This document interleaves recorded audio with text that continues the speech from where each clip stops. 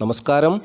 2025 June മാസം 15-ാം തീയതി ഞായറാഴ്ച ദിവസം കുറച്ച് നാളുകാരുടെ ജീവിതത്തിൽ അനുകൂലമായ ജീവിതാനുഭവങ്ങളും ധനപരമായ നേട്ടമൊക്കെ ഉണ്ടാകുന്നൊരു ദിവസമാണ്. അപ്പോൾ ഏതൊക്കെ നാളുകാർക്കാണെന്നുള്ളതാണ് പതിവ് പോലെ ഈ അധ്യായത്തിൽ കൂടി പ്രിയപ്പെട്ടവരുമായിട്ട് പങ്കുവയ്ക്കുന്നത്. മലയാള തീയതിയിൽ പറയുമ്പോൾ 1200-ാം ആണ്ട് മിഥുനമാസം 1-ാം തീയതിയാണ്. മിഥുനമാസം 1-ാം തീയതിയാണ്.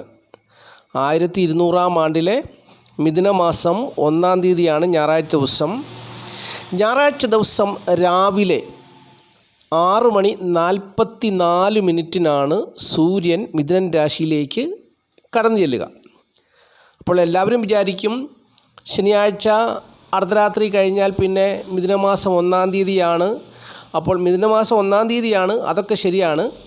പക്ഷെങ്കിൽ സൂര്യൻ മിഥുനൻ രാശിയിലേക്ക് പ്രവേശിക്കുന്നത് ഉദയാൽപരം 1 നാഴിക 30 വിനാഴിക കഴിഞ്ഞാണ്. എന്ന് പറഞ്ഞാൽ ഉദയസമയം രാവിലെ 6:08 അത് കഴിഞ്ഞ് 1 നാഴിക 30 വിനാഴിക കഴിഞ്ഞാണ് സൂര്യൻ മിഥുനൻ രാശിയിലേക്ക് പ്രവേശിക്കുന്നത്. അപ്പോൾ ഞായറാഴ്ച രാവിലെ 6:44 സൂര്യൻ മിഥുനൻ രാശിയിലേക്ക് പ്രവേശിക്കുക. അപ്പോൾ ഈ സൂര്യൻ മിഥുനൻ രാശിയിലേക്ക് പ്രവേശിക്കുമ്പോഴുള്ള പ്രത്യേകത, ആദ്യത്തെ 15 ദിവസം സൂര്യന് ബലമുള്ള രാശിയാണ്.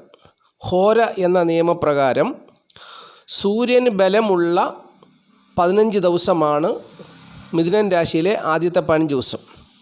ഈ ആദ്യത്തെ 15 ദിവസം ചന്ദ്രന് ബലമില്ല. അപ്പോൾ ഇതിൻ്റെ ഫലം എന്താണ്? കാലാവസ്ഥ പ്രതികൂലമാകുവാൻ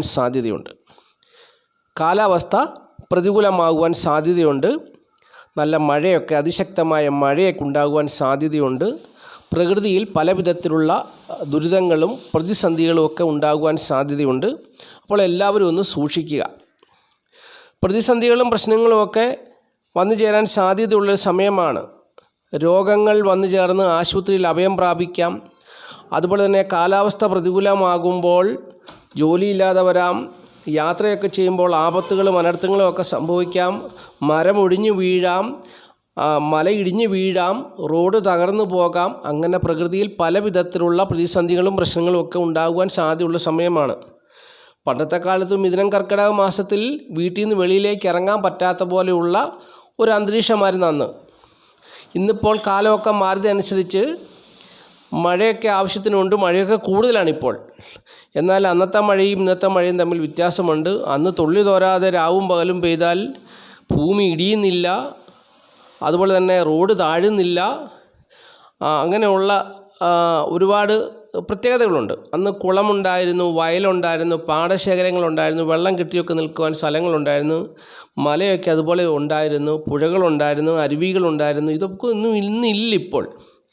ഇതെല്ലാം ഇല്ലാതാക്കി മനുഷ്യൻ അവിടെയെല്ലാം കെട്ടിട സമുച്ചയങ്ങൾ തീർക്കുന്നത് കൊണ്ട് ഈ ജലം ഒഴുകി പോകുവാനോ ജലത്തിന് കെട്ടിക്കിടക്കുവാനോ ഒന്നും സ്ഥല സൗകര്യമില്ലാത്തത് കൊണ്ട് ജലം ഇപ്പോൾ മനുഷ്യനൊരു ശത്രുവായി മാറിയിരിക്കുകയാണ്. അപ്പോൾ കുടിക്കാൻ പോലും ജലമില്ലാത്തൊരവസ്ഥയിലേക്ക് ഇപ്പോൾ മനുഷ്യർ എത്തിക്കഴിഞ്ഞു. ശത്രുവായാൽ പിന്നെ അനുകൂലമായിട്ടുള്ള അനുഭവം ജലത്തിൻ്റെ ഭാഗത്തു നിന്നുണ്ടാകത്തില്ല. അതുകൊണ്ട് ഇപ്പം വില കൊടുത്ത് വരെ ജലം മേടിക്കേണ്ട ഒരു സാഹചര്യമാണ് ഇപ്പോൾ ഉള്ളത്. എന്നാൽ പണ്ടത്തെ കാലത്ത് ജലം ഇഷ്ടം പോലെ ഉണ്ടായിരുന്നു, എല്ലാവർക്കും ജലമുണ്ടായിരുന്നു. പക്ഷെങ്കിൽ അന്നത്തെ കാലത്തെ വ്യവസ്ഥിതി പ്രകാരം ജലം എടുക്കുവാൻ അനുവാദമില്ലായിരുന്നൊരു കാലമുണ്ടായിരുന്നു. ജലത്തെ നോക്കാൻ പോലും പറ്റാത്തൊരു കാലഘട്ടം ഉണ്ടായിരുന്നു. അപ്പോൾ ഇന്നിപ്പോൾ അങ്ങനെയുള്ള കാലങ്ങളൊക്കെ പോയി. ഇപ്പം എല്ലാവരും അങ്ങോട്ടും ഇങ്ങോട്ടും സഹകരിക്കുന്നൊരു കാലമാണ്. പക്ഷെങ്കിൽ ഇപ്പം ജലമില്ല. പണ്ട് കാലത്ത് ജലത്തെ നോക്കിക്കൂടാ, ജലമുള്ളതിലെ നടന്നുകൂടാ, ആ ജലമുള്ള വഴിയെ പോകാൻ പറ്റത്തില്ല, അങ്ങനെയൊക്കെയായിരുന്നു. ഇന്നിപ്പോൾ കാലം മാറി. ഇപ്പോൾ എല്ലാവരും സാഹോദര്യത്തിലും സ്നേഹത്തിലുമാണ്. ഉള്ളത് കൊടുക്കുവാൻ മനുഷ്യൻ തയ്യാറാണ്. പക്ഷെങ്കിൽ ഇന്നിപ്പോൾ ജലം വില കൊടുത്ത് വാങ്ങിക്കേണ്ട ഒരു സാഹചര്യത്തിലേക്ക് എത്തിച്ചേർന്നിരിക്കുകയാണ്. അപ്പോൾ ഇവിടെ പറഞ്ഞു വന്നത്, മിഥുനം കർക്കിടക മാസം പ്രതിസന്ധികളും പ്രശ്നങ്ങളും നിറഞ്ഞ മാസങ്ങളാണെന്ന് പ്രിയപ്പെട്ടവർക്ക് അറിയാമല്ലോ. അപ്പോൾ അതിനെ തുടർന്ന് ഞാൻ പറഞ്ഞതാണ്. അപ്പോൾ കാലാവസ്ഥയിൽ മാറ്റം സംഭവിക്കാൻ സാധ്യതയുണ്ട്, സൂക്ഷിക്കുക. ഇനി നമുക്ക് നമ്മുടെ പതിവ് പോലെ വിഷയത്തിലേക്ക് കിടക്കാം. 2025 ജൂൺ മാസം 15-ാം തീയതി ഞായറാഴ്ച ദിവസം മലയാള തീയതിയിൽ വരുമ്പോൾ 1200-ാം ആണ്ട് മിഥുനമാസം 1-ാം തീയതിയാണ്. സൂര്യോദയ സമയം രാവിലെ 6:08, അസ്തമയം വൈകുന്നേരം 6:37. ഉദയാൽപരം തിഥി ചതുർത്ഥി തിഥിയാണ്. ചതുർത്ഥി തിഥി ഞായറാഴ്ച ഉച്ചകഴിഞ്ഞ് 3:49 വരെ ഉണ്ടായിരിക്കും. പിന്നീട് പഞ്ചമി തിഥി ആരംഭിക്കുകയാണ്. അപ്പോൾ തിങ്കളാഴ്ച ദിവസം സൂര്യോദയ സമയത്തെ തിഥി എന്ന് പറയുന്നത് പഞ്ചമി തിഥിയാണ്. ഞായറാഴ്ച ദിവസം ഉച്ചകഴിഞ്ഞ് 3:49 വരെ ചതുർത്ഥി തിഥിയാണ്. 3:49 കഴിഞ്ഞാൽ പിന്നെ പഞ്ചമി തിഥിയാണ്. ഞായറാഴ്ച ദിവസത്തെ ഉദയാൽപരം നക്ഷത്രം തിരുവോണം നക്ഷത്രമാണ്. തിരുവോണം നക്ഷത്രം ശനിയാഴ്ച രാത്രി 12:03 ആരംഭിക്കുന്നത്. അവസാനിക്കുന്നത് ഞായറാഴ്ച അർദ്ധരാത്രി 1:01 അതായത് ശനിയാഴ്ച രാത്രി 12:03 എന്ന് പറഞ്ഞാൽ ഞായറാഴ്ച 03 AM എന്ന് പറയുന്ന സമയമാണ്. അതുപോലെ തന്നെ ഞായറാഴ്ച രാത്രി 1:01 എന്ന് പറയുന്നത് തിങ്കളാഴ്ച 1:01 AM എന്ന് പറയുന്ന സമയവുമാണ്. അപ്പോൾ ഈ സമയത്തൊക്കെ ജനിക്കുന്ന കുട്ടികൾ, ഈ സമയപരിധിക്കുള്ളിൽ ജനിക്കുന്ന കുട്ടികൾ തിരുവോണം നക്ഷത്ര ജാതകരാണ്, മകരക്കുറിൽപ്പെട്ട തിരുവോണം നക്ഷത്ര ജാതകരാണെന്നുള്ളത് അറിഞ്ഞുകൊള്ളുക. അപ്പോൾ ഞായറാഴ്ച ദിവസം തിരുവോണം നക്ഷത്രപ്രകാരമുള്ള അനുകൂലവും പ്രതികൂലവുമായ ജീവിതാനുഭവങ്ങളാണ് 27 നക്ഷത്ര ജാതകർക്കും വന്നു ചേരുക എന്നുള്ളത് അറിഞ്ഞിരിക്കണം. അപ്പോൾ ഏതൊക്കെ നാളുകാർക്കാണ് അനുകൂലമായ ജീവിതാനുഭവങ്ങൾ വന്നു ചേരുക എന്നുള്ളത് പറഞ്ഞുതരാം. ഞായറാഴ്ച ദിവസം കാർത്തിക, രോഹിണി, അനിഴം, മൂലം, അത്തം, ഉത്രാടം, ചിത്തിര ഇത്രയും നാളുകാർക്ക് അനുകൂലമായ ദിവസമാണ് ഞായറാഴ്ച ദിവസം. അവരുടെ ജീവിതത്തിൽ നല്ല അനുഭവങ്ങൾ, അനുകൂലമായ ജീവിതാനുഭവങ്ങളൊക്കെ വന്നു ചേരുന്ന ദിവസമാണ്. കാർത്തിക, രോഹിണി, അനിഴം, മൂലം, അത്തം, ഉത്രാടം, ചിത്തിര ഇത്രയും നാളുകാർക്ക് വളരെ അനുകൂലമായ ദിവസമാണ്. നല്ല അനുഭവങ്ങൾ തന്നെ അവരുടെ ജീവിതത്തിൽ വന്നു ചേരുന്നൊരു ദിവസമാണ്. തീർച്ചയായിട്ടും പ്രതീക്ഷിക്കാവുന്നൊരു ദിവസമാണെന്നുള്ളത് അറിഞ്ഞുകൊള്ളുക. എത്ര സമയദോഷമാണെങ്കിൽ പോലും നല്ല അനുഭവങ്ങൾ അവരുടെ ജീവിതത്തിൽ വന്നു ചേരുന്ന ഒരു ദിവസമായിരിക്കും ഞായറാഴ്ച ദിവസം. എന്നാൽ ഈ ഞായറാഴ്ച ദിവസം പ്രതിസന്ധികളും പ്രശ്നങ്ങളും ഒക്കെ വന്നു ചേരുവാൻ സാധ്യതയുള്ള നാളുകാർ, അതായത് തിരുവോണ നക്ഷത്രം പ്രതികൂലമായി സ്വാധീനിക്കുന്നത് കൊണ്ട് മിഥുനക്കുറിൽപ്പെട്ട മകരം 2 പാദം, തിരുവാതിര, പുണർതം 3/4 നാളുകാർക്കും പൂരാടം, തൃക്കേട്ട, വിശാഖം എന്നീ നാളുകാർക്കും പ്രതിസന്ധികളും പ്രശ്നങ്ങളും ഒക്കെ ഏതെങ്കിലും വിധത്തിൽ വന്നു ചേരുവാൻ സാധ്യതയുണ്ട്. സൂക്ഷിക്കുക എന്നാണ് ജ്യോതിഷം പറയുന്നത്. അപ്പോൾ പ്രതിസന്ധികളും പ്രശ്നങ്ങളും ഒക്കെ വന്നു ചേരുവാൻ സാധ്യതയുള്ള നാളുകാർ മിഥുനക്കുറിൽപ്പെട്ട മകരം 2 പാദം, തിരുവാതിര, പുണർതം 3/4, പൂരാടം, തൃക്കേട്ട, വിശാഖം ഇത്രയും നാളുകാർക്ക് പ്രതിസന്ധികളും പ്രശ്നങ്ങളും ഒക്കെ വന്നു ചേരുവാൻ സാധ്യതയുണ്ട്. സൂക്ഷിക്കുക.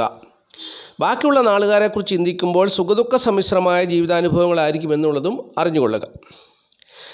ഇനിയും ഈ അധ്യായത്തിൽ പ്രിയപ്പെട്ടവരായിട്ട് പങ്കുവയ്ക്കുന്ന അടുത്ത വിഷയം, ഞായറാഴ്ച ദിവസം ശുഭകാര്യങ്ങൾ എന്ന് പറഞ്ഞാൽ ജീവിതത്തിലെ പ്രധാനപ്പെട്ടതായ കാര്യങ്ങളൊക്കെ ചെയ്തെടുക്കുവാൻ അനുകൂലമായ സമയം പറഞ്ഞുതരാൻ പോവുകയാണ്.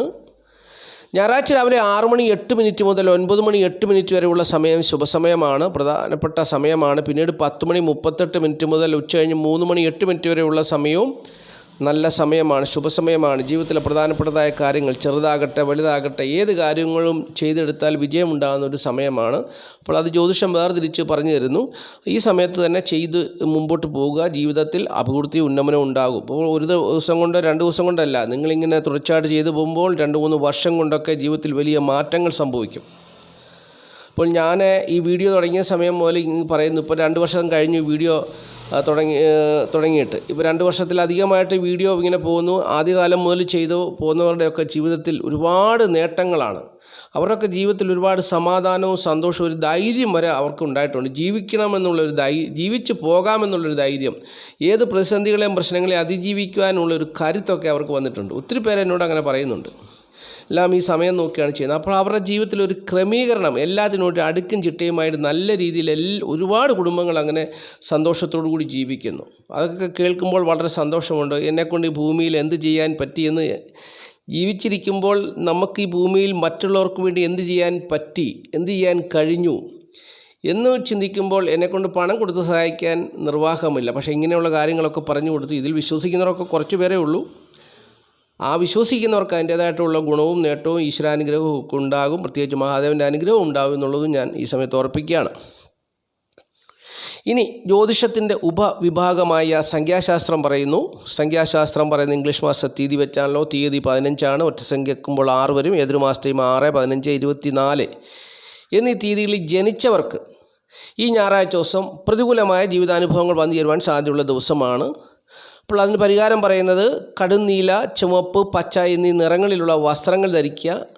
അങ്ങനെ വസ്ത്രങ്ങൾ ധരിക്കുന്നവരുടെ പേരിൽ ഇംഗ്ലീഷ് അക്ഷരമാലയിലെ UVW എന്നീ അക്ഷരങ്ങൾ കൂടി ഉണ്ടെങ്കിൽ തീർച്ചയായിട്ടും ഉത്കൃഷ്ടമായ ജീവിതാനുഭവങ്ങളൊക്കെ വന്നു ചേരും. ഇനി അക്ഷരങ്ങളില്ലെങ്കിലും സാമാന്യ നല്ല ഫലങ്ങളൊക്കെ വന്നു ചേരുമെന്നാണ്.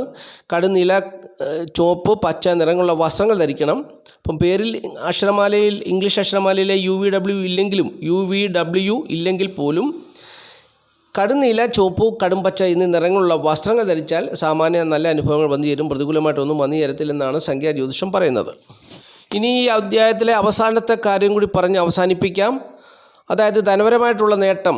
ഈ തിരുവോണ നക്ഷത്രം സ്വാധീനിക്കുന്നതുകൊണ്ട് ധനപരമായിട്ടുള്ള നേട്ടം ഏതൊക്കെ നാളുകാർക്കാണ് ഞായറാഴ്ച ദിവസം ഉണ്ടാകുക എന്നുള്ളതാണ് പറയാൻ പോകുന്നത്. ഉത്രാടം, അത്തം, മകം, പുണർദം, രോഹിണി, അശ്വതി, പൂരുരുട്ടാതി, വിശാഖം, മൂലം, തിരുവോണം. അപ്പോൾ ഇത്രയും നാളുകാർക്ക് ഞായറാഴ്ച ദിവസം ധനപരമായിട്ടുള്ള നേട്ടം ഉണ്ടാകുന്ന ദിവസമാണ്. ധനവിഷയങ്ങൾ കൈകാര്യം ചെയ്താൽ വിജയിക്കുന്ന ദിവസമാണ്. കൊടുത്തുവാങ്ങലിന് അനുകൂലമായ ദിവസമാണ്. അപ്പോൾ അതുകൊണ്ട് ഈ നാളുകാർക്ക് ധനപരമായിട്ടുള്ള നല്ല അനുഭവങ്ങൾ ഞായറാഴ്ച ദിവസം പ്രതീക്ഷിക്കാവുന്നതാണ് എന്നുള്ളത് അറിഞ്ഞിരിക്കുക.